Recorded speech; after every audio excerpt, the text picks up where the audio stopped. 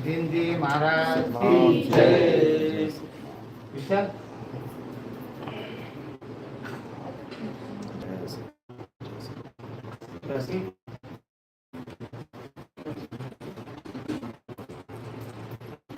राजेश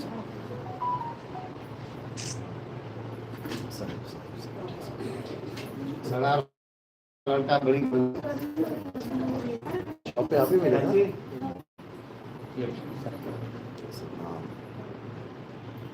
थोड़ा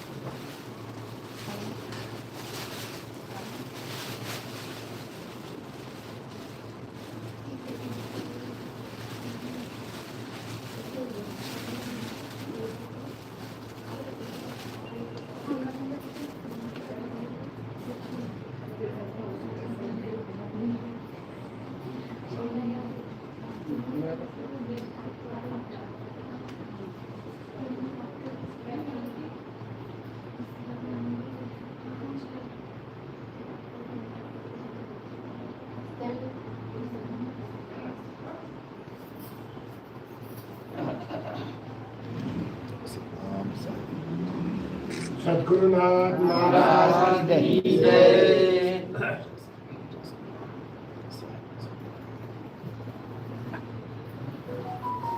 शिवराज आपला हा रुद्राज कपडे घरी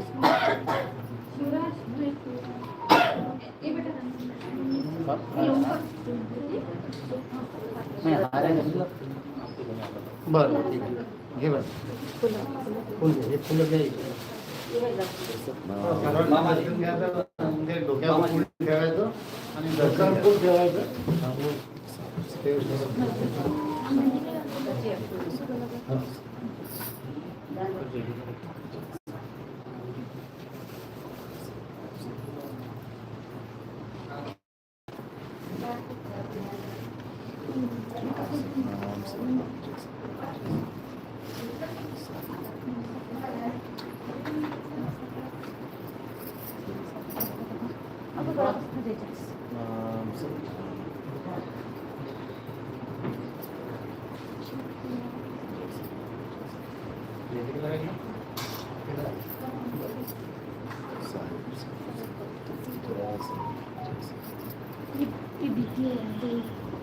कौन सी क्लास में? 12th में।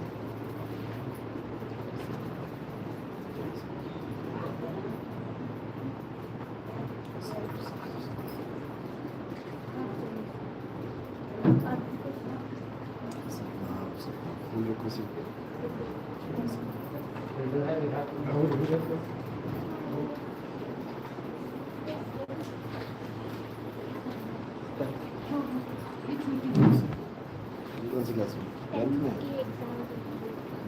11 में।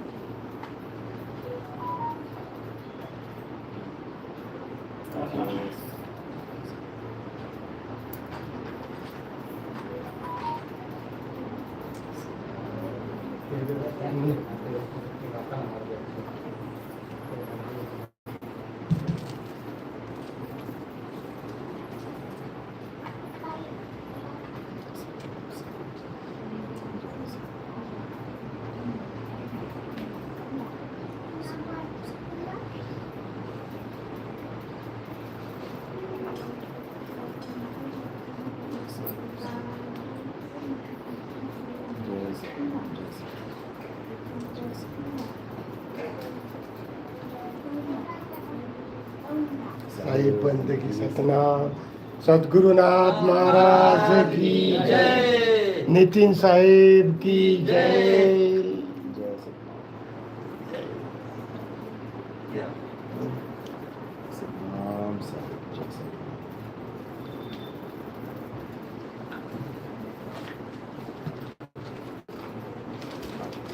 सतनाम साहिब।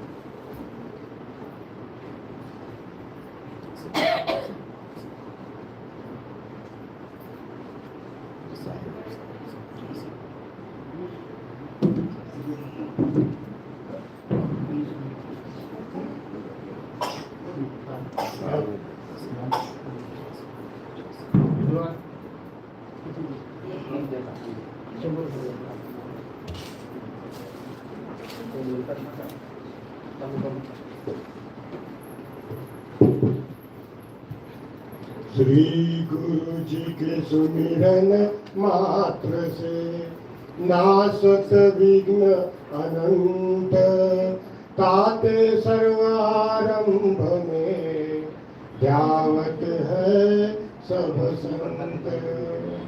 आज भी तेरी आस है और कल भी तेरी आस, घड़ी घड़ी तेरा आसरा, चरण पड़ाए दास।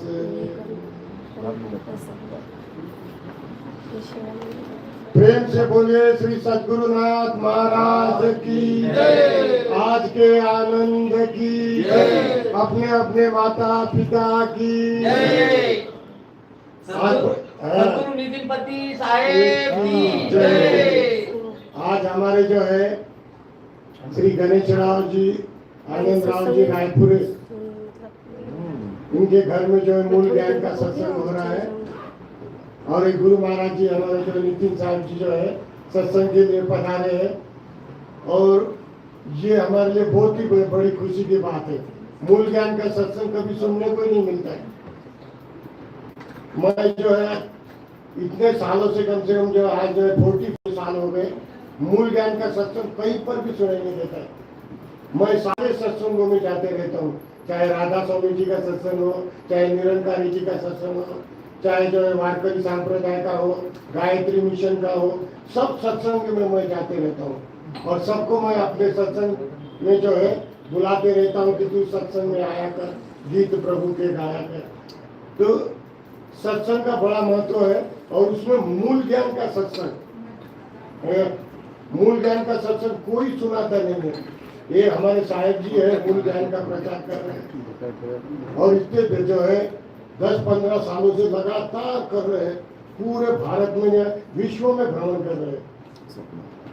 तो साहेब जी का जो कर्म है, ये जो मूल ज्ञान का जो सत्संग, जो कबीर जी के जो है साहेब ने मूल ज्ञान का प्रचार किया और ऐसा कर्म है कि इसको भुलाया नहीं जा सकता। कर्म तूने किया ऐसा, कर्म तूने किया ऐसा, भुलाया जा नहीं सकता। तेरे ऐसा न का बदला चुकाया जा नहीं सकता। कर्म तूने किया ऐसा, कर्म तूने किया ऐसा, ज्ञान तूने दिया ऐसा, बुलाया जा नहीं सकता। ये ऐसा ज्ञान है, मूल ज्ञान के जो है, इससे आदमी जो है का एकदम परिवर्तन हो जाता है। एकदम कौवा वृत्ति का आदमी है जो काव काव करते रहता है, वो कोयल की तरह मीठा बोलने लग जाता है। और बगुला वृत्ति का आदमी है जो कीड़े मकोड़े और बहुत कुछ जो चीज ऐसी खाते हैं वो खाना छोड़ देता है, और दूध और पानी मिला के दे दो तो उसके अंदर का बराबर दूध पी लेगा और पानी को छोड़ देगा।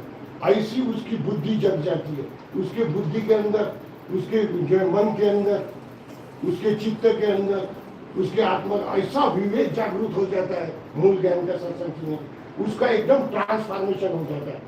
बोले काक होय पिकव मराला, सुनी आचरत करे जन कोई, सत्य संगति महिमा नहीं कोई।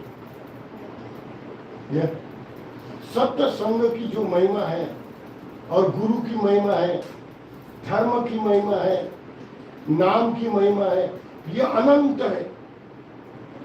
और गुरु महाराज जी जो है, ऐसे गुरु महाराज जी है जो डायरेक्ट बता रहे कि हम है शब्द का, तू है शब्द का, सुन मत जा सरक, और शब्द विवेकी पार की वो माती का मोह। शब्द ही धरती, शब्द ही आकाश, शब्द ही शब्द भयो प्रकाश, सगली सृष्टि शब्द के पाछे, नानक शब्द घटाघट आछे, मन मंदिर तन भेष कलंदर, घटी तीरथ नावा, और एक शब्द मेरे प्राण बसत है, बहुरी जन्म नहीं आवा। ये जो हमारे जो नाम है, जितने भी भगवान के नाम है, ये मुंह से जबान से बोले जाते हैं, लेकिन गुरु महाराज जी जो ऐसे नाम का प्रचार कर रहे हैं। बोले नाम लिया उसने सब लिया, सकल वेद का भेद, और बिना नामे नर के पढ़ता चारों वेद। हाँ, जो है साहब जी जो है, इन्हें साहब जी हर चीज की परिभाषा जो बताते हैं, हर चीज की, और हर चीज को जो है गहराई में लेके जाते हैं। साहब जी की परिभाषा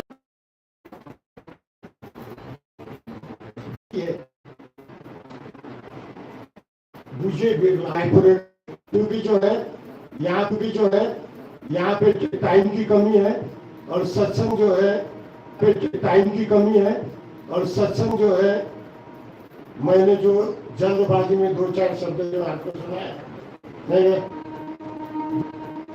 गुरु महाराज जी के लिए जो है मैं यही कहूंगा कि गुरुदेव तुमसे यह मन का मैल निकल ही गया, यह मन का मैल निकल ही गया।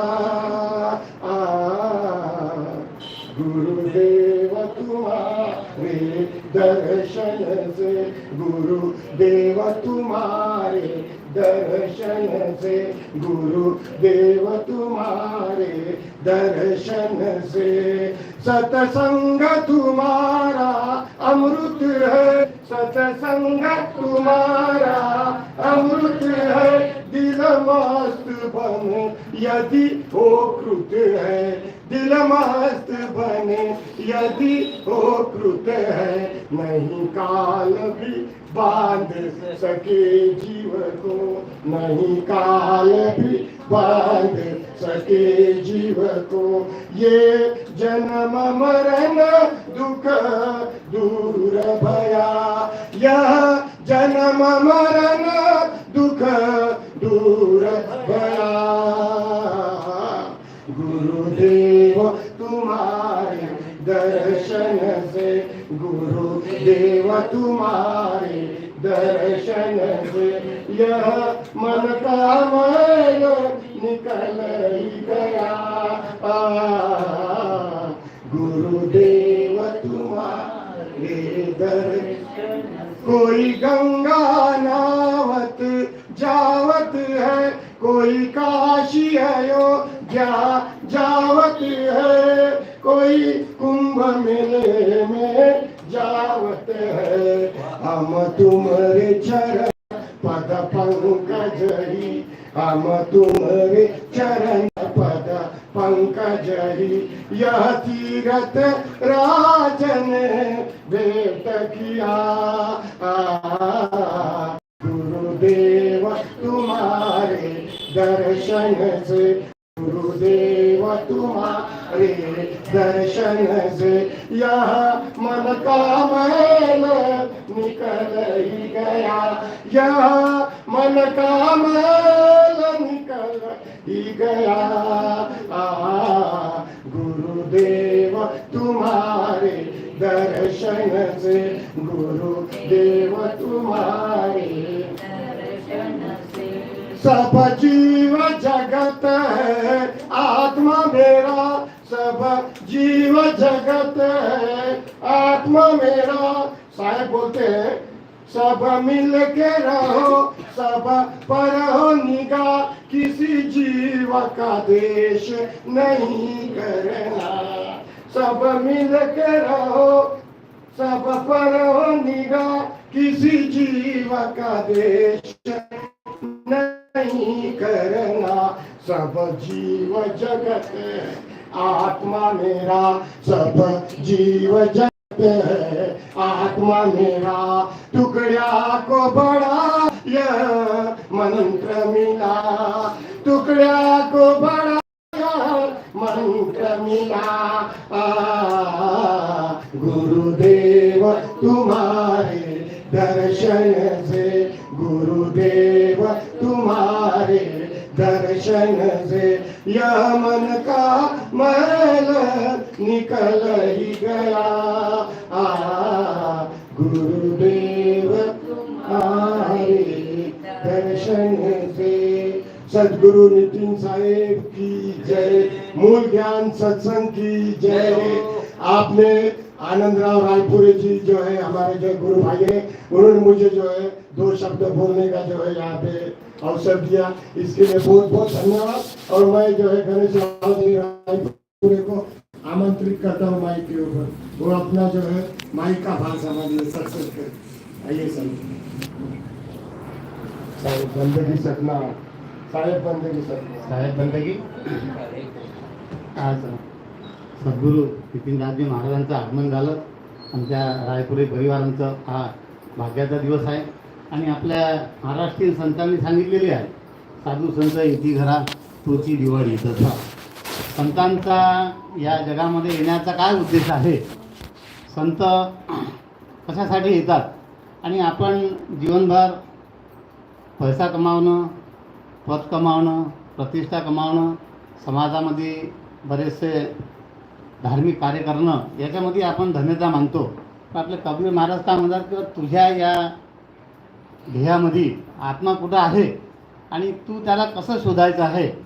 म्हणून मी जास्त वेळ न घेता 2 किंवा 3 मिनिटांमध्ये नाम है जप में, कबीर महाराज म्हणतात की नाम है जप में, मी कोणता जप केलं त्याच्यामध्ये नाही, नाम है तप में, नाम है जप में, नाम है तप में, मोको कहाँ ढूंढे रे बंदे मैं तो तेरे पास में। नाम है व्रत में, नाम है उपवास में, पर मुझको कहाँ ढूंढे रे बंदे मैं तो तेरे पास में।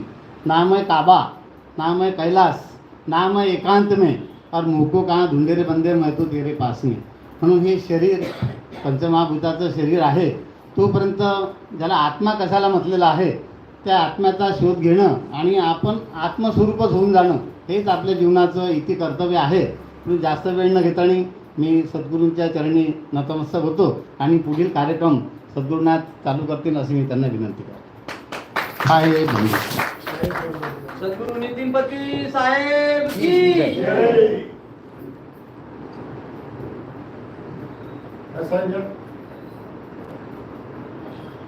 साईं बंदगी सतनाम।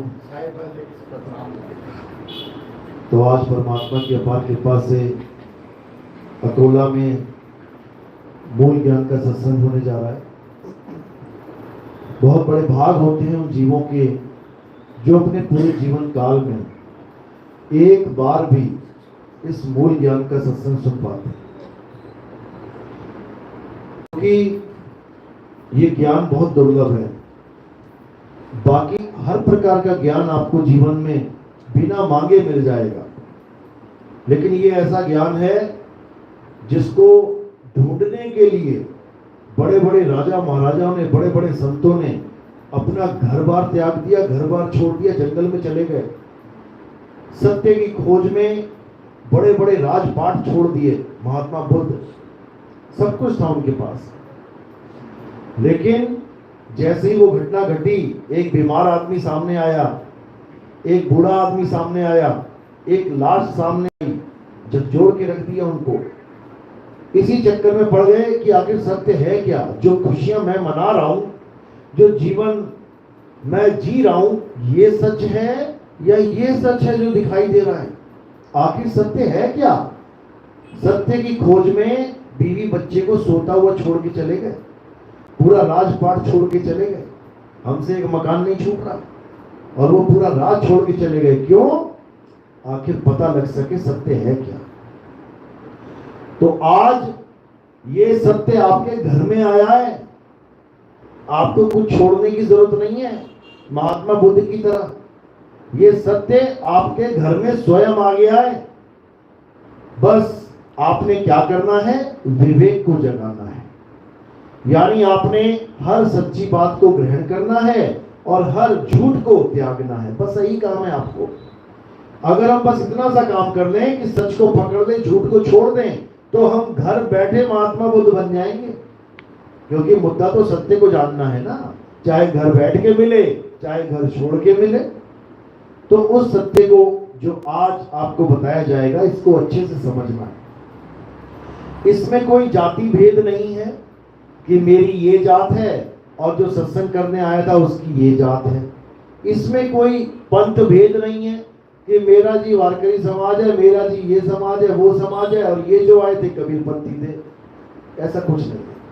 इसमें कोई धर्म भेद नहीं है कि मैं हिंदू था, ये मुसलमान बाबा है, या मैं मुसलमान था, ये सिख बाबा है, या मैं सिख था, ये ईसाई बाबा है। ऐसा कोई भेद नहीं है, ऐसा कोई चक्कर ही नहीं है। चक्कर किस चीज का है? सत्य और असत्य। सूरज गर्म है, सबके लिए गर्म है।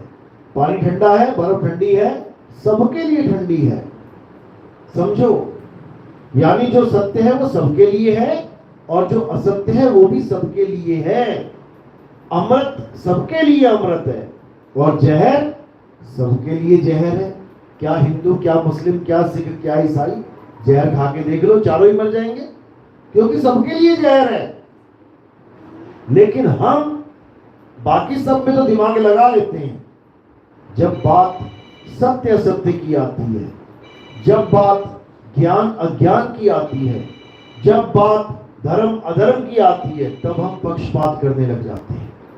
तब हम कहते हैं नहीं, हमारे गुरुजी ने तो ये बोला था, हम इसके सिवा किसी को सत्य नहीं मानते। अरे भाई, तेरे मानने ना मानने से सच झूठ नहीं हो जाएगा, और झूठ सच नहीं हो जाएगा। हमने पूरे विवेक के द्वारा केवल यही जानना है कि सत्य क्या है, और असत्य को त्याग देना है, बिना ये जाने कि सामने वाला किस जात का है, किस धर्म का है, किस पंथ का है। कबीर साहब कह रहे हैं ना, जात ना पूछो गुरु की, पूछ लीजिए ज्ञान। मोल करो तलवार का, पड़ी रहन दो ज्ञान। बिल्कुल क्लियर बोल दिया उन्होंने कि बिल्कुल भी इसको मत अपनाना कि ये मेरे समाज का बाबा है तभी मैं इसको सुनूंगा, अरे ये तो किसी और समाज का है। समाज वमाज बाद में बने हैं, धर्म जात पात बाद में बनी है। सबसे पहले कौन बना है? इंसान बना है सबसे पहले। तो सबसे बड़ा धर्म कौन सा है? इंसानियत ही सबसे बड़ा धर्म है।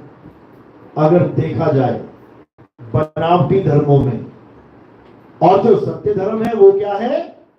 सत्य सनातन धर्म ही एकमात्र धर्म है, उसी को जानना है। आखिर सत्य सनातन होता क्या है, उसी को पहचानना है। केवल बोलने से कोई सनातनी नहीं हो जाएगा कि मैंने लाल भगवा रंग पहन लिया और झंडा उठा लिया और मैं पुजारी हूं शनिदेव का, हनुमान जी का, राम जी का, और मैं कह रहा हूं कि मैं सनातनी हूं। सपने में भी सनातनी नहीं हो सकते, क्योंकि सनातन का मतलब तक नहीं पता लोगों को कि सनातन का मतलब क्या होता है। किसको पता? हाथ खड़ा करो जरा। सनातन अपने भक्तों के अलावा, अपनी पाठशाला के अलावा और किसी पाठशाला में पढ़ाया गया कि सनातन क्या होता है?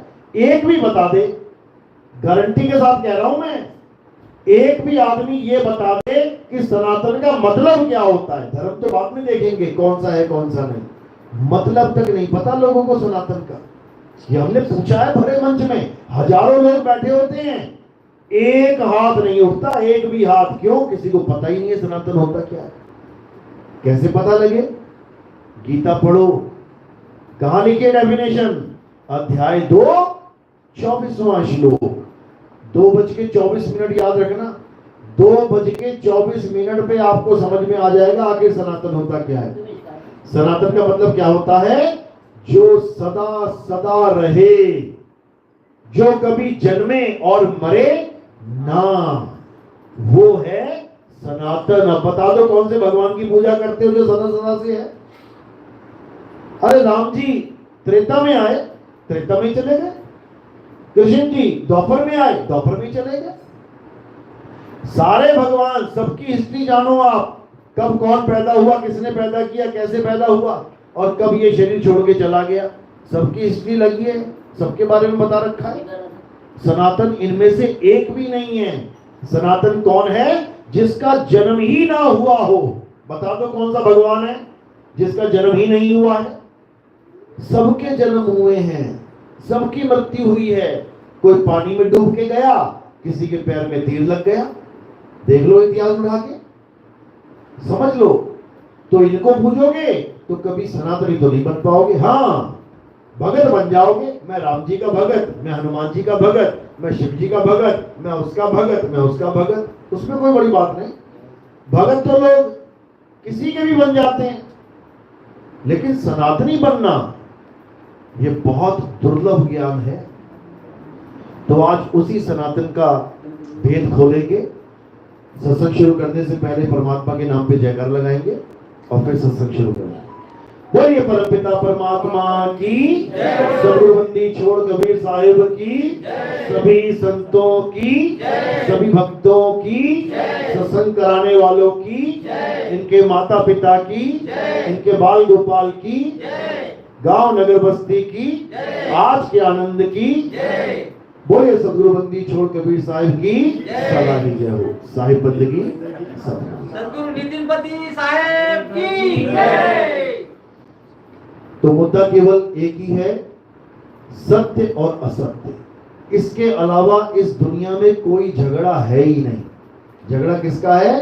सत्य और असत्य, बस।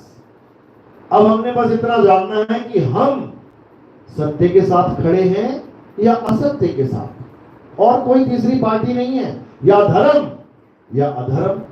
या तो कृष्ण जी की साइड हो जाओ या फिर कौरवों की साइड हो जाओ, बस दो ही चीजें हैं। या तो पांडवों की तरह कृष्ण जी को अपना लो या फिर कौरवों की तरह अधर्म को अपना लो, और तीसरी कोई पार्टी नहीं है भाई। तो समझ लो सत्य और असत्य क्या होता है। पहले इसकी परिभाषा जानो। अगर हम डायरेक्ट किसी को कहेंगे कि भाई तू जो भक्ति कर रहा है ये गलत है, वो मारने के लिए दौड़ेगा कि तू कौन होता है मेरी भक्ति को झूठ कहने वाला। मेरा पूरा विश्वास है, मेरी पूरी श्रद्धा है। श्रद्धा से, विश्वास से भक्ति नहीं होती। विश्वास तो अंधविश्वास भी कहलाता है। समझ लो भक्ति कैसे होती है? सद्भाव से। सद्भाव यानी मेरे भाव केवल और केवल सत्य के साथ जुड़े हैं, तब तो मैं एक सच्चा भगत हूं। और अगर मेरा विश्वास, मेरे भाव असत्य के साथ जुड़े हैं तो मैं भगत नहीं हूं। सीधी सी बात है। तो क्या है सत्य, क्या है असत्य, ये हमें कैसे पता लगेगा? ये हमें गीता से पता लगेगा। गीता में सत्य और असत्य का भेद कहां समझाया है? अध्याय 2 16वां श्लोक पढ़ो। क्या कहते हैं? हे अर्जुन, इस दुनिया में केवल 2 प्रकार के तत्व हैं। कौन कौन से? एक असत्य और एक सत्य। बस 2 ही हैं। असत्य क्या है? जो जन्मता और मर जाता है वो असत्य है। जो पल पल बदलता है वो असत्य है। जो सदा एक सा नहीं रहता वो असत्य है, समझ लो। और जो असत्य की पूजा करता है वो और उसकी भक्ति भी असत्य है। अब सत्य क्या है? सत्य वो है जो ना तो कभी जन्मता है और ना ही कभी मरता है। सत्य वो है जो कभी बदलता नहीं, सदा एक रस रहता है, अखंड रहता है, जो कभी खंडित नहीं होता, वही सत्य है। अब ये आपको पैरामीटर मिल गया, आपको एक मीटर मिल गया। अब आपने इससे नाप लेना है अपनी अपनी भक्ति को। कोई जात नहीं, कोई पात नहीं, कोई धर्म नहीं, कोई भेद नहीं, बस मीटर लगाया, यस और नो। जैसे हम टेस्टर लगाते हैं, बोर्ड में करंट है कि नहीं, मीटर लगाया, या तो है या नहीं है, बीच वाली कोई अवस्था नहीं है, यस और नो। कोई 50-50 वाला काम नहीं है, धर्म या अधर्म, सत्य या असत्य। तो आप समझते हैं कि असत्य क्या है? जो पैदा होता है और मर जाता है वो असत्य है। यानी ये काया पैदा होती है और मर जाती है, असत्य है। अब अगर हम काया की पूजा कर रहे हैं तो हम किसकी पूजा कर रहे हैं? सत्य की या असत्य की? असत्य की। किसका शरीर असत्य है? मेरा? सबका, सबका।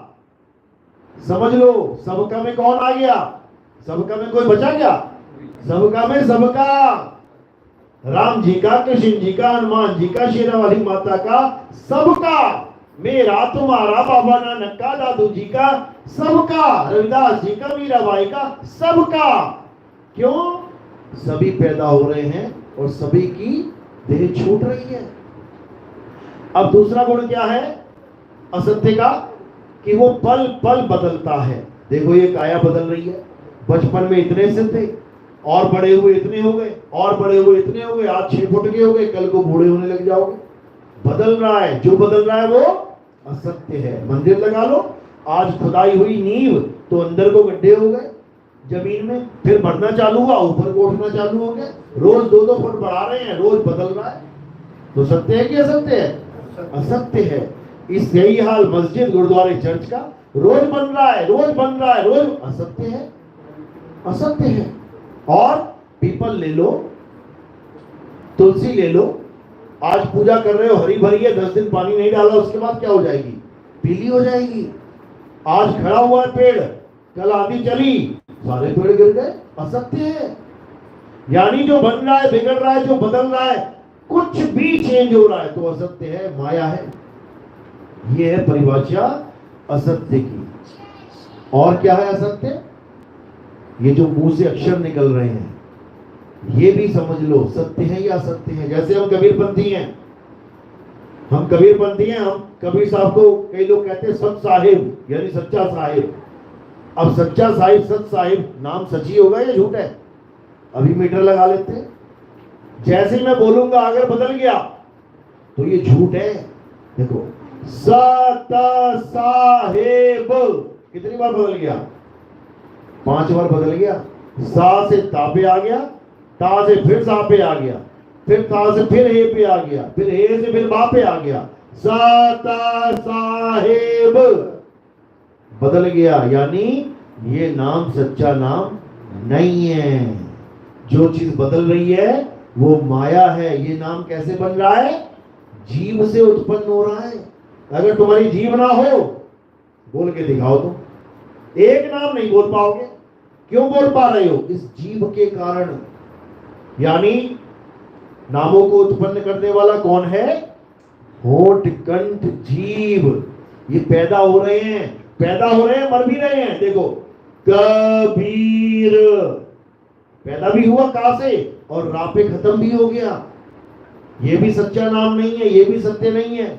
अगर कोई सोचे कि मैं नाम जप के पार हो जाऊंगा, असत्य है। असत्य को पकड़ के बैठ गया है। चाहे कोई भी नाम लगा लो, किसी भी धर्म के किसी भी भगवान का नाम लगा लो, वो असत्य ही है। क्यों? बदल रहा है। अब वो क्या है जो कभी बदलता नहीं है?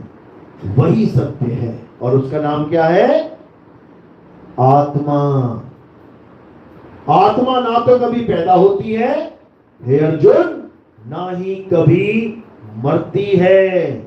आत्मा का कभी किसी काल में ना तो जन्म होता है, ना ही इसका नाश होता है। आत्मा का नाम सुना है सबने? सबने सुना ना? अपनी अपनी आत्मा लेके आए हो? ऑटो में तो नहीं आ गई किसी की, जल्दबाजी में वहीं छूट गई हो? घर में तो नहीं रह गई किसी की? सब लेके आए हो? चेक करो हाथ लगा के जरा, कहां रखी थी? चेक कैसे करोगे? ये जो तुम हंस रहे हो, ये तुम्हारी आंखें चल रही हैं, कान सुन रहे हैं, सांस चल रही है, दिल धड़क रहा है, ये प्रूफ है कि तुम्हारी आत्मा कहीं छूटी नहीं है, तुम्हारे पास ही है। ये पंखा चल रहा है, इसका मतलब करंट इससे दूर नहीं है, पास ही है। और जैसे ये चलता चलता रुक जाएगा, इसका मतलब करंट कहीं और ही है भाई, यहां नहीं है। बिल्कुल इसी प्रकार आत्मा हम सबके पास है, लेकिन हमें उसका एहसास नहीं है, इसलिए हम उसको सारी उम्र नहीं जान पाते। करंट को छूने से एहसास हो जाता है ना एकदम, लेकिन आत्मा के पास होकर भी हमें कभी एहसास नहीं हो पाता कि आत्मा कहां है, कहां नहीं है।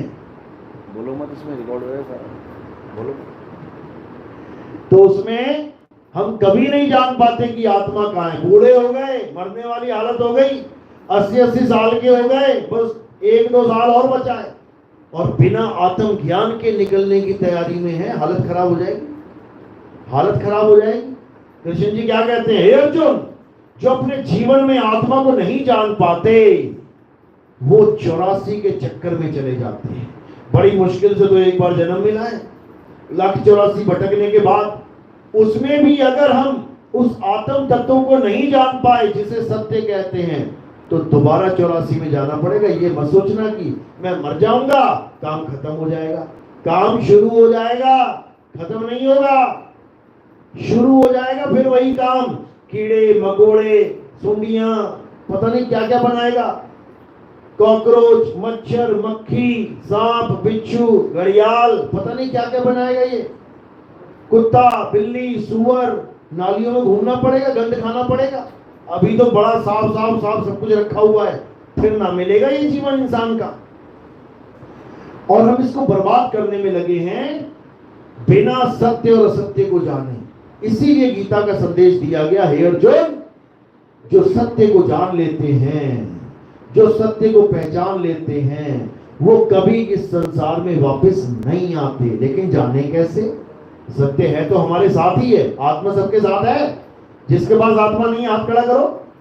सबके पास है, हाथ भी ना खड़ा कर पाओगे आत्मा ना होगी, वहीं पड़े हो जाओगे, ढेरी हो जाएगी। तो आत्मा सबके पास है, लेकिन हम फिर भी आत्मा को नहीं जान पाते। कारण क्या है? कारण बस इतना है कि हमें कोई आत्मज्ञानी गुरु नहीं मिलता। आत्मज्ञानी गुरु नहीं मिलता तो कौन सा गुरु मिल जाता है? जपी तपी सन्यासी। हम गए गुरुजी के पास, गुरुजी मुझे भगवान चाहिए। गुरुजी कह रहे हैं कौन सा भगवान पसंद है? गुरुजी राम जी अच्छे लगते हैं, तू राम राम जप ले। गुरुजी मुझे राधा अच्छी लगती है, तू राधे राधे जप ले। गुरुजी मैं तो शंकर जी का पुजारी हूं, तू ओम नमः शिवाय जप ले। मतलब कमाल हो गई है। जो भगवान अच्छा लगता है उसका नाम जप ले। तो तुम्हारे पास क्यों आऊं? तुम्हारे पास आने की क्या जरूरत है? बिना तुम्हारे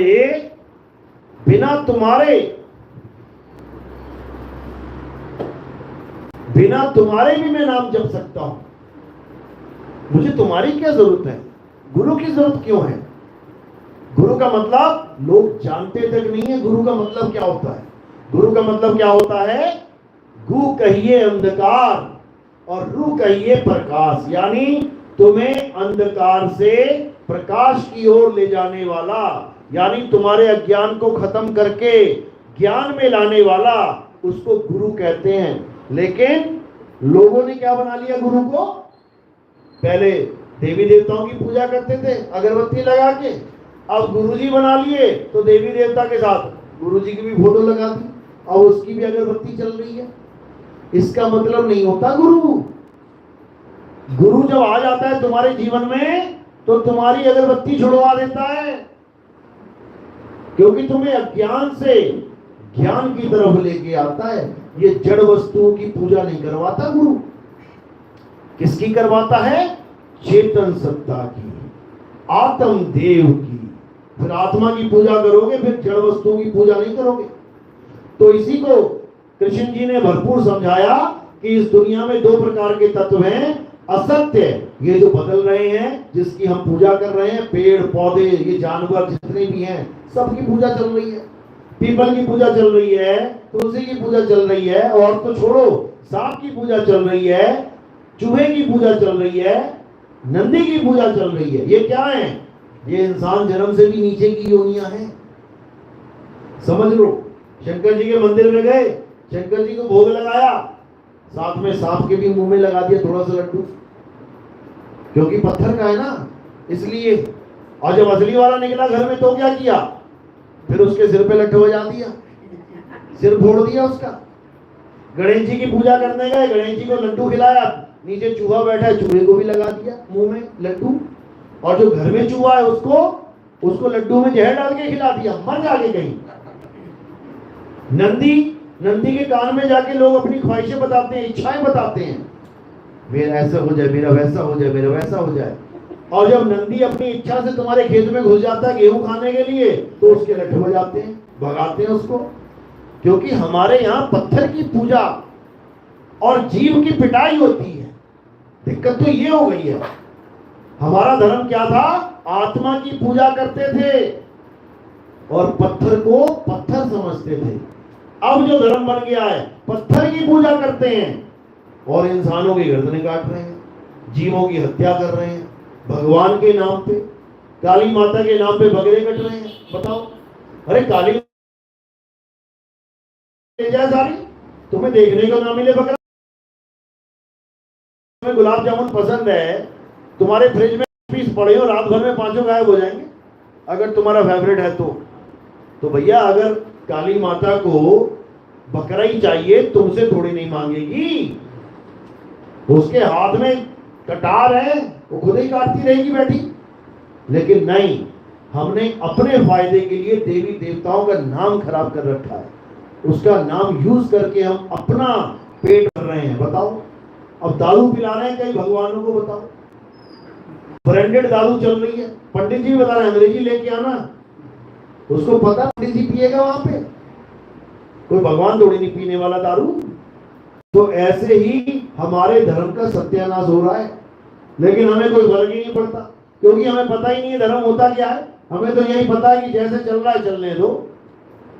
इसीलिए बार बार कृष्ण जी को यहां आना पड़ता है। क्या बोल रहे हैं? यदा यदा ही धर्मस्य ग्लानिर्भवति भारत। जब जब धर्म की हानि होती है, अधर्म का बढ़ावा होता है, तब तब मैं आता हूं सिस्टम ठीक करने के लिए। आना पड़ता है उनको, उनकी ड्यूटी है। इसी प्रकार जब ज्ञान की हानि होती है, जब ज्ञान ढूंढा नहीं मिलता, ज्ञान के नाम पे पाखंड राज कर रहा होता है, तब कौन आता है? तब परमात्मा का अंश आता है। संत आते हैं इस दुनिया में और अज्ञान का खात्मा करके ज्ञान की स्थापना करते हैं। ये उनकी महिमा है, वो गर्दनें काटने नहीं आते। जब कृष्ण जी आते हैं, यानी विष्णु जी के अवतार आते हैं, तो पापी की सफाई करने आते हैं। और जब परमात्मा के अवतार आते हैं, संत अवतार आते हैं, वो पाप की सफाई करने आते हैं। पापी को नहीं काटते, वो किसी का गला काटने नहीं आते, वो अज्ञान को खत्म करने आते हैं। तो क्या करना है अब केवल सत्य और असत्य का निर्णय करना है। यानी 2 प्रकार का ज्ञान आपके सामने है। एक तो पत्थर ज्ञान, मंदिर ज्ञान, मस्जिद ज्ञान, गुरुद्वारा ज्ञान, यज्ञ ज्ञान, तप, जप, व्रत, पूजा, पाठ, नित्यनेम, सारे तीर्थ, मूर्त, हवन, सारे जितने भी तुम्हें आज तक पढ़ाए गए हैं, एक तरफ तो ये हो गए, और दूसरी तरफ क्या है? आत्म ज्ञान। बस 2 ही प्रकार का ज्ञान है इस दुनिया में, या असत्य या सत्य। असत्य में क्या आ गया?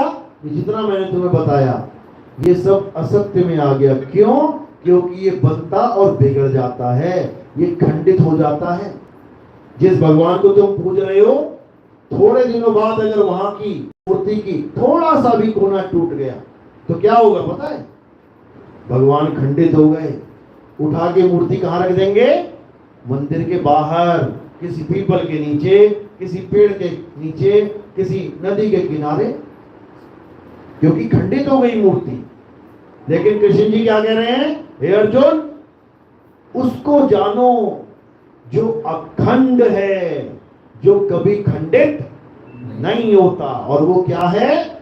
वो केवल एक ही चीज है जिसको हम आत्मा कहते हैं। इसीलिए कबीर साहब ने भी समझाया, जल में मीन प्यासी, मोहे देखते आवे हांसी, आत्म ज्ञान बिना नर भटके, कभी काबा कभी काशी।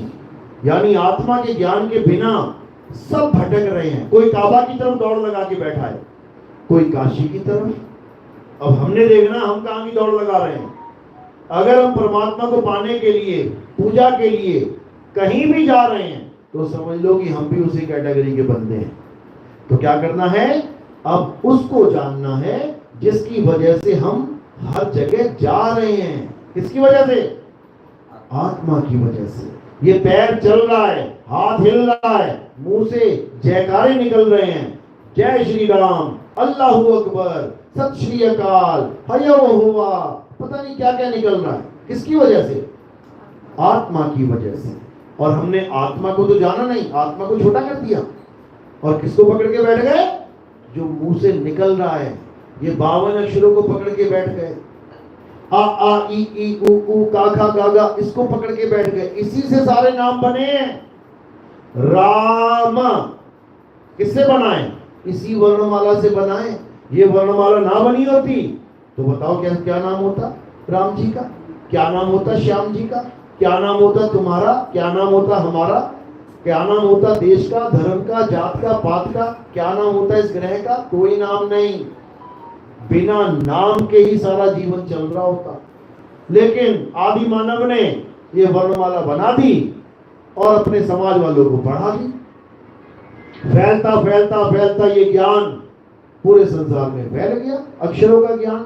कोई चाइनीज भाषा लेके बैठ गया, कोई मंगोली, कोई पुर्तगीज, कोई स्पेनिश, कोई डच, कोई फ्रेंच, कोई हिंदी, कोई तमिल, कोई तेलुगु, सब अपनी अपनी भाषाओं को पकड़ के बैठ गए।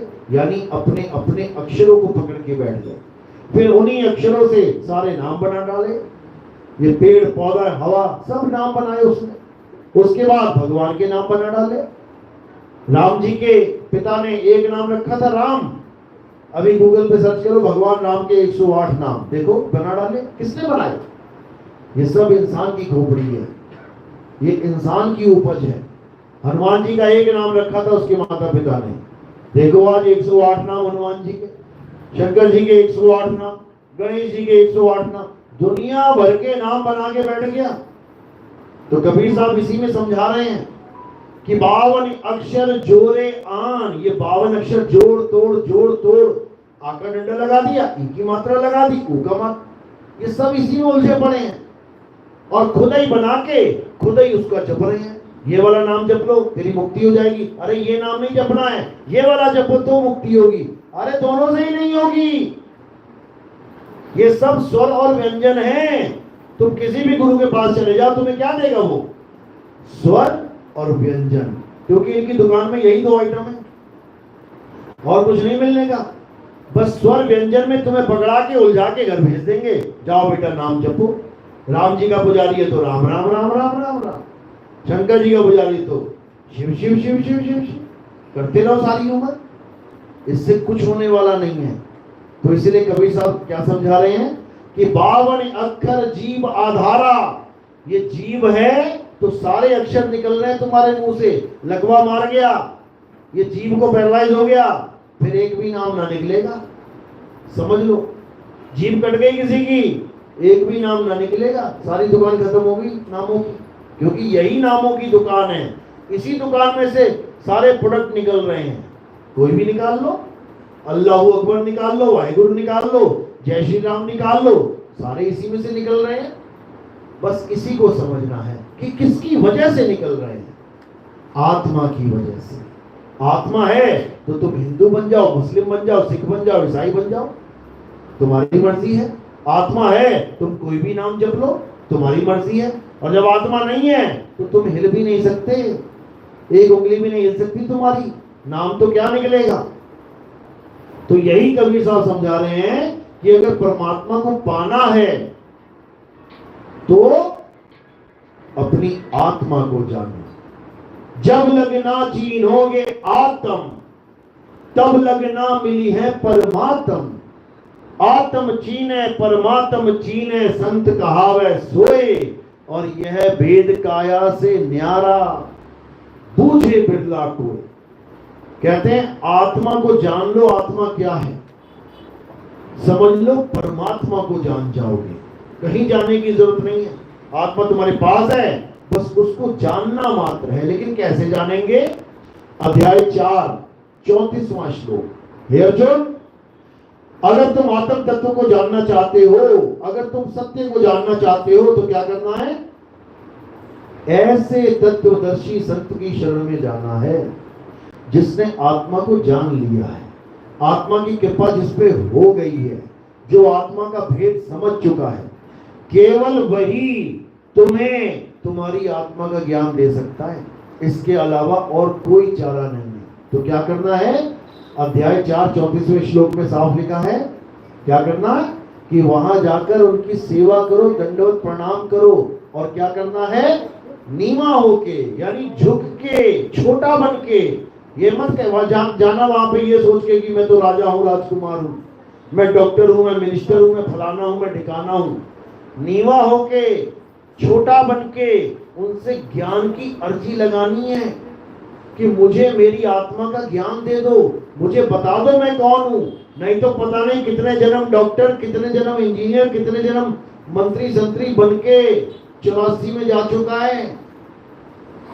तो अगर उन्होंने तुम्हें आत्मा का ज्ञान दे दिया और तुमने उसको अपने जीवन में धारण करके आत्मा का अनुभव कर लिया, उसके बाद कभी भी ये असत्य तुम पे हावी नहीं होगा। यानी तुमने एक बार जान लिया कि आत्म तत्व होता क्या है, उसके बाद तुम कभी सपने में भी अपने आप को शरीर नहीं मान सकते, क्योंकि तुम्हें पता लग गया है कि आत्मा और शरीर में आखिर फर्क क्या है। जैसे कोई बच्चा है जिसे नहीं पता ये करंट कैसे चल रहा है, वो क्या सोचेगा? ये पंखा अपने आप चल रहा है।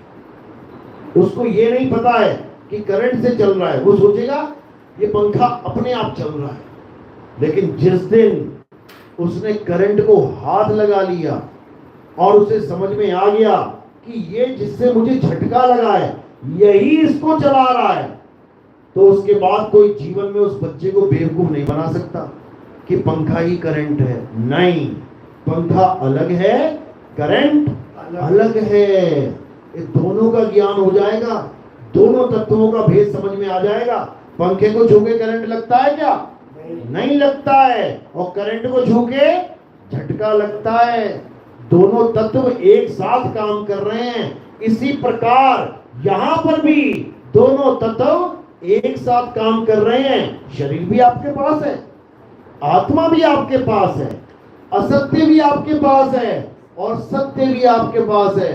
बस आपका ध्यान कहां जुड़ा हुआ है, बस इतना चेक करना है आपको। अगर तो आपने शरीर के साथ ध्यान जोड़ लिया तो आपको शरीर ही प्राप्त होगा। अगर आपने आत्मा के साथ ध्यान जोड़ लिया तो 101% आपको आत्मा ही प्राप्त होगा। अगर शरीर प्राप्त हो गया तो समझ लो दोबारा चक्कर में पड़ गए। अगर आत्मा प्राप्त हो गई तो समझ लो जन्म मरण की छुट्टी हो गई, खेल खत्म हो गया।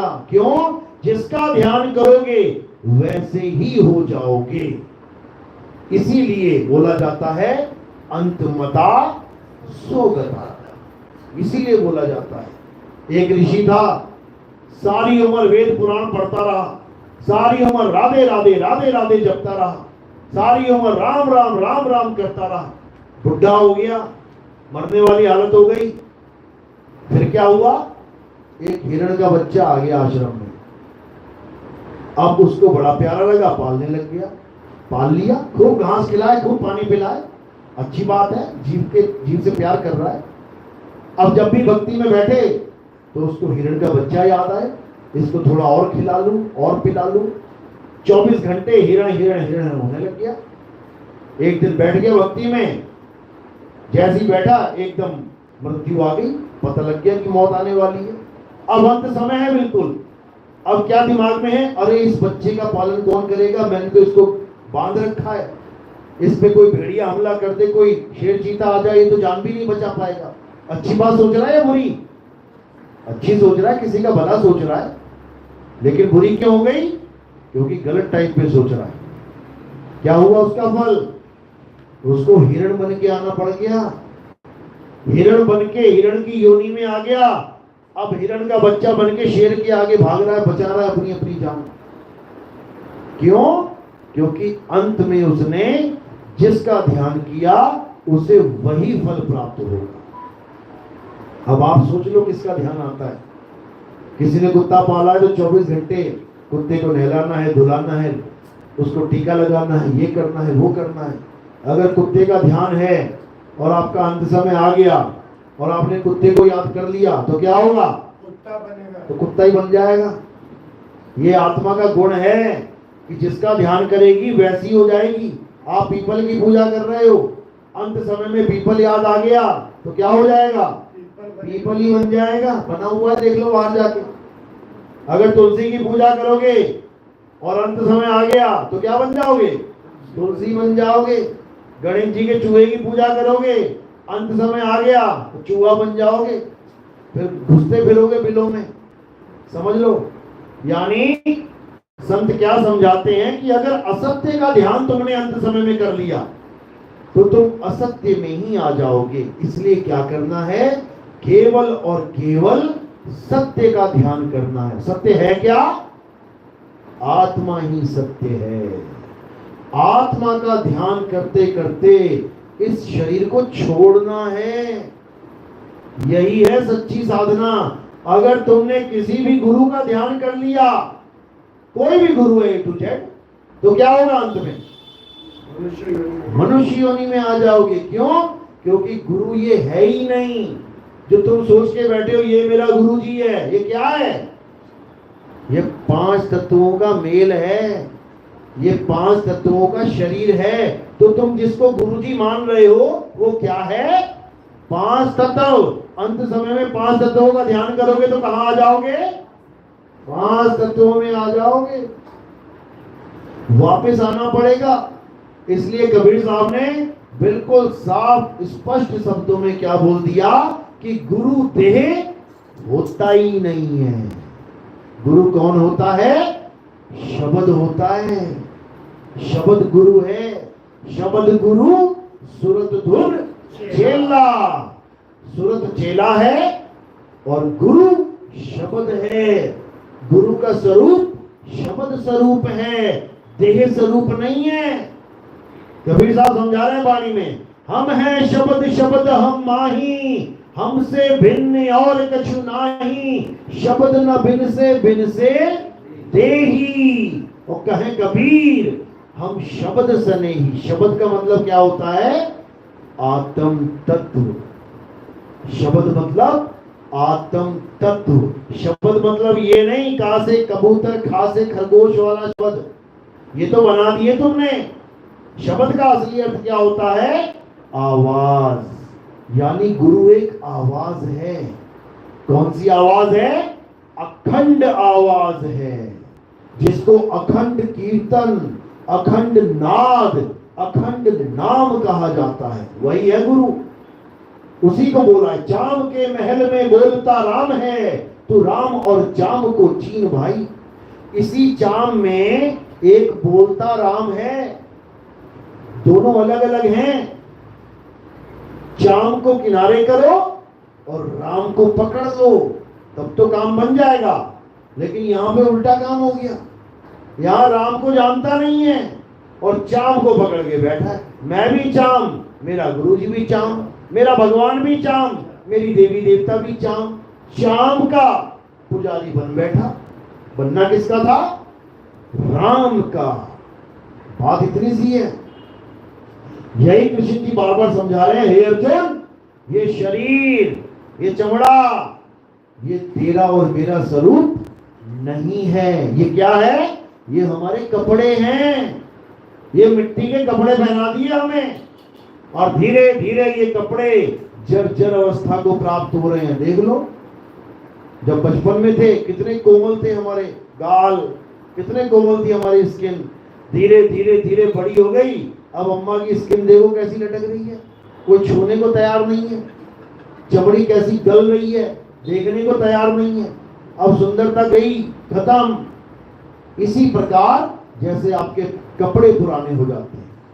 समझ लो, 10 साल पुराना सूट जो कभी आपके लिए नया था, आज पहना दें आपको, कहोगे ले इतना पुराना मैं पहनूंगी। इसी प्रकार ये जीव आत्मा भी पुराने कपड़ों को त्याग देती है और फिर बिल्कुल फ्रेश लेके आती है। कहां से लाती है? कौन सी मार्केट में से? अकोला या दावा से?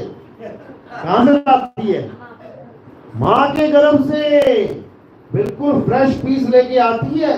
फिर गुगलू सा बच्चा पैदा हो जाएगा, फिर बूढ़ा बड़ा होके मर जाएगा, फिर पैदा हो जाएगा, फिर मर जाएगा। कौन? शरीर। लेकिन जो शरीर को धारण कर रहा है वो कभी नहीं मरेगा, वो अमर है। उसी को जीव कहते हैं, ईश्वर अंश जीव अविनाशी।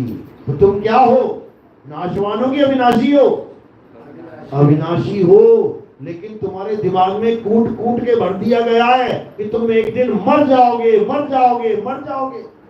और तुम भी मान के बैठ गए हो, हाँ भैया एक दिन तो मर जाना है। कभी नहीं मरोगे। ये दुनिया का सबसे बड़ा झूठ है, स्कैम है, जो तुम्हारी इस चिप में डाउनलोड कर दिया गया है, तुम्हारी बुद्धि में डाल दिया गया है कि तुम एक दिन मर जाओगे। तुम कभी नहीं मरोगे। किसी माई के लाल में इतनी ताकत नहीं जो तुम्हें मार दे, लेकिन तुम्हें पता ही नहीं है अपने बारे में। तुम कभी नहीं मरते हो। क्या करते हो? शरीर छोड़ते हो केवल। जैसे शरीर पकड़ा और छोड़ा, पकड़ा छोड़ा। बताओ मुझे क्या फर्क पड़ा? इसको फर्क पड़ा, देखो हिल रहा है, नहीं हिल रहा है। अब इसको हिलाए कोई, उठ जा पिताजी उठ जाओ, अरे माताजी उठ जाओ। माता कहां उठेगी? क्योंकि जो हिला रहा था उसने छोड़ दिया। इसी प्रकार तुम अपना शरीर छोड़ते हो। लिखते भी हैं, 7 बजे मेरे पिताजी ने शरीर छोड़ दिया। तुम्हारे पिताजी ने शरीर छोड़ दिया तो शरीर तो यहां पड़ा है, तो पिताजी कौन था? सारी उम्र तो इसको पिताजी पिताजी करता रहा, तो पिताजी कौन था? किसको पिताजी बोला है? जिसने शरीर छोड़ दिया वो कैसा था? अरे सारी उम्र मुझे पता ही नहीं लगा, मेरे पिताजी का शरीर किसी और ने पकड़ रखा था। समझना पड़ेगा। करंट ने पंखा चलाया और तुम पंखे को ही करंट मानते रहे। जब करंट ने पंखे को छोड़ दिया तो ये पंखा रुक गया और करंट कहां चला गया? वापस चला गया। तुम करंट को कभी देख ही नहीं पाए। इस पिंजड़े में तोता बैठा है, तोते से तुम रोज बात कर रहे हो, पापा कैसे हो आप? हाँ बेटा बिल्कुल ठीक है। कौन बातें कर रहे हैं? 2 तोते, एक इस पिंजड़े में है, एक उस पिंजड़े में है। तोता तोते से बात करके सारी उम्र बातें करके उड़ गया, और तुम क्या सोचते रहे कि ये पिंजड़े से बातें चल रही थी। तुम सोचते रहे इससे बात कर रहा हूं मैं, ये जो दिखाई दे रहा है पिंजड़ा, ये पिंजड़ा नहीं बोलता है, तोता बोलता है। लेकिन ये पिंजड़ा इतना स्टाइलिश है कि जब तोता बोलता है तो तोते का मुंह नहीं, इसका मुंह हिलता है। कितना तगड़ा जाल है। यानी ऐसा पिंजड़ा दे दिया है जो पिंजड़ा खाता भी है, पीता भी है, बोलता भी है, चलता भी है। तुम्हें समझ में ही नहीं आ रहा कि मैं तोता हूं कि पिंजड़ा हूं। बस इतना समझ में नहीं आ रहा। बड़ी जुगती से बनाया ये शरीर। ये काल भगवान और माया ने बड़ी जुगती से बनाया है। अलग पुरुष जब किया विचारा, 1,84 धागा डारा। कई लोग कहते हैं ये परमात्मा ने बनाया है। वाणी समझो क्या कह रही है। अलग पुरुष जब किया विचारा, 1,84 धागा डारा, यानी 84 लाख पिंजड़े बना दिए उसने। विचार कर करके, विचार में ही बना दिए। ये कल्पना में है सारा खेल चल रहा है। ये शरीर तुम्हारा नहीं है, ये कल्पना का शरीर है। तुम कौन हो? कल्पना से परे। जैसे तुम वीडियो गेम खेलते हो, उसमें तुमने कोई पार्ट ले लिया, लड़का ले लिया या लड़की ले ली, अब वो शरीर है, तुम नहीं हो। तुमने तो उसको ज्वाइन कर लिया कि हाँ, सिलेक्ट कर लिया कि मैं इस रूप में लड़ूंगा। दो लोग लड़ते हैं वीडियो गेम्स में, लड़ने वाली गेम होती है, एक ने लड़की बना दी, एक ने लड़का बना लिया, आपस में लड़ रहे हैं, और जो लड़ रहे हैं वो दिख रहे हैं, और जो बाहर बैठा है उसको देख ही नहीं पा रहे हैं। तो सारी दुनिया किसको देख रही है? जो इस गेम में हम खेल रहे हैं, अपने असली स्वरूप को नहीं देख पा रहे हैं, उनको पकड़ के बैठे हैं जो पार्ट हैं, जो इस दुनिया का पार्ट बन गए हैं। तो इसी को समझना है, ये शरीर नाशवान है, हम अविनाशी हैं। अपने आप को अविनाशी जान लोगे तो तुम्हारी कभी मृत्यु होगी नहीं। कबीर साहब कह रहे हैं, हम ना मरिब मरिब संसारा, हमको मिला जीवन हारा। यानी मुझे वो मिल गया जो सबको जीवन दे रहा है। कौन दे रहा है? आत्मा। और कुछ नहीं करना। हिंदू को भी दे रही है, मुसलमान को भी, सिख को भी, ईसाई को भी, सबको जीवन दान दे रही है। कौन? आत्मा। बस इतनी सी बात समझनी है। कोई हिंदू, कोई मुसलमान, कोई सिख, कोई ईसाई, चाहे वो बनता रहे चाहे बिगड़ता रहे, चाहे धर्म परिवर्तन करता रहे, आत्मा कभी किसी के साथ पक्षपात नहीं करती। समझ लो। तो आत्मा को जानोगे तब परमात्मा को जानोगे, अन्यथा ये जीवन ऐसे ही निकल जाएगा और धक्के खाते खाते फिर 84 में चले जाओगे, उससे कोई फायदा होने वाला नहीं। तो यही गीता का सार है कि क्या करना है? अपने आत्म तत्व को जान लो। आप में और कृष्ण जी में आत्म तत्व के रूप में कोई फर्क नहीं है। इसी को तत्व ज्ञान कहते हैं। मटके अलग अलग हो सकते हैं, लेकिन उसमें पड़ा पानी अलग अलग नहीं है। कबीर कुआं एक है, पानी भरे अनेक, बर्तन सबके न्यारे न्यारे, पानी सब में एक। बस उस एक पानी को पी लोगे तो गला गीला हो जाएगा। यही करना है, और कुछ करना भी नहीं है। बात समझ में आ रही है? बहुत अच्छी बात है अगर समझ में आ रही है। और भी हमारे सत्संग अगर सुनना चाहते हैं, YouTube चैनल कहत कबीर सुनो भाई साधो में आप सुन सकते हैं, या फिर नितिन दास के सत्संग लिखेंगे, YouTube पे हजारों सत्संग मिल जाएंगे आपको। ध्यान से सुनते जाना, विवेक बढ़ता जाएगा, अज्ञान खत्म होता जाएगा। धर्म जात पात का कोई खेल नहीं है यहाँ पे। यहाँ सत्य असत्य का निर्णय है। जब सत्य को जान लोगे तब समझ लो कि सत्यवादी बन जाओगे, सत्संगी बन जाओगे। असत्य को पकड़ के रहोगे तो तुम असत्य के साथी हो जाओगे, और असत्य की पूजा करने वाला, असत्य का साथ देने वाला कभी जन्म मरण से मुक्त नहीं हो सकता, उसका कल्याण कभी नहीं हो सकता। इसलिए सत्य का साथ दो, सत्य को जानो, और सत्य तुम्हारे पास है। घट घट मेरा साइया, सोनी सेज न कोय, और बलिहारी व घट की, जिस घट प्रकट होए। कहते बलिहार जाते हैं उस घट को जो अपने ही घट में उस परमात्मा को प्रकट कर ले, यानी उस सत्य को जो उसके पास सदा सदा से है, उस सत्य को जान ले, उसका बोध कर ले, तो समझ लो कि उसका जन्म सफल हो जाएगा। अन्यथा वही नाना प्रकार की योनियों में भ्रमण करना पड़ेगा। एक बार बकरा बन गए तो कसाई के बाड़े में जाना पड़ेगा। खाल छील के बोटी बोटी करके बेच देगा, कोई FIR दर्ज नहीं होगी, कोई बकरों का झुंड नहीं आएगा बचाने के लिए कि मेरे चाचा को कैसे मार दिया, मेरे पिता को कैसे काट दिया। अभी तो तुम्हें कोई झापड़ मार दे, पूरा परिवार इकट्ठा हो जाएगा तुम्हें बचाने के लिए। वहां ना चलेगी, वहां ना गलेगी किसी की दाल। तो ऐसी ऐसी योनियों में भ्रमण करना पड़ेगा कि हालत खराब हो जाएगी। उससे बचने के लिए केवल आत्म तत्व को जान लो, और कुछ नहीं करना है। कोई हिंदू, कोई मुसलमान, कोई सिख, ईसाई, कोई चक्कर ही नहीं है इसमें। हटाओ, सब धर्म बाद में बने हैं, पहले इंसान बना है। और जब इंसान आया तो आत्मा और शरीर का मिश्रण ही होके आया है, दोनों मिले हुए हैं आपस में। बस असत्य को छोड़ना है, सत्य को पकड़ना है, और कल्याण हो जाएगा। चलो तो आज का सत्संग यही समाप्त करते हैं और उम्मीद है परमात्मा की दया होगी आप पे और सत्य का निर्णय कर पाएंगे। इसी के साथ शब्दों को विराम देता हूं।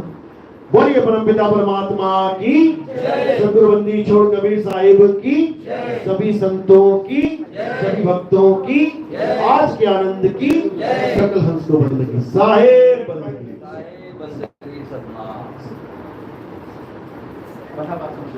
तो अब आरती का समय है। आरती कैसे करनी है? हमारे यहाँ किसी पत्थर की, फोटो की, कैलेंडर की, इनकी आरती नहीं होती। हमारे यहाँ किसकी आरती होती है? आत्मा की, आत्मदेव की, गुरु की आरती होती है। कैसे करनी है? एक एक करके आएंगे, थोड़े से फूल उठा के मेरे सिर के ऊपर रखेंगे। जैसे ही फूल सिर पे रखे, इसका मतलब पूरी काया से परे आपने फूलों को रख दिया। क्यों? काया नाशवान है। काया से परे रखा यानी आत्मदेव को समर्पित हो गया। तो फूल का स्थान है सिर के ऊपर, और कोई प्रचार प्रसार में योगदान करना चाहेगा तो उसका स्थान है पैरों में। कोई सेवा करना चाहेगा, योगदान करना चाहेगा, वो पैरों में। तो ये दो चीजों को याद रख के अब आरती होगी। आरती लगा लो। आरती सतनाम की कीजिए।